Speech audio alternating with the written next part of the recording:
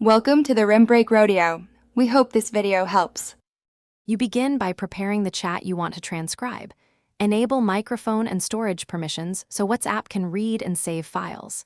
Next, open the specific chat, tap the three-dot menu, then More and Export Chat. Choose with media if you need voice files, or without media for text only.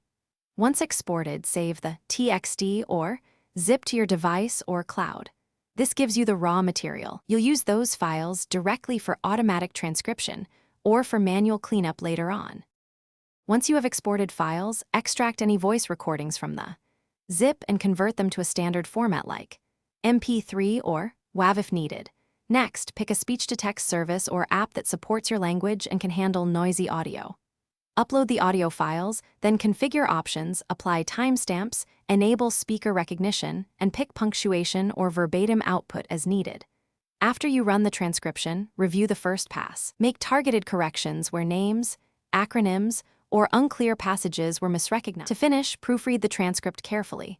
Correct speaker labels, names, slang, and add punctuation so the text reads naturally. Then export the cleaned file as TXT or docx or paste snippets back into the WhatsApp chat when you need to share a summary. If transcription quality is poor, make one key adjustment. Improve audio first. Apply noise reduction, convert to a higher bitrate, or re-record crucial segments and rerun transcription. If that fails, correct those parts manually for reliable results. Thanks for watching. Consider subscribing if we helped you.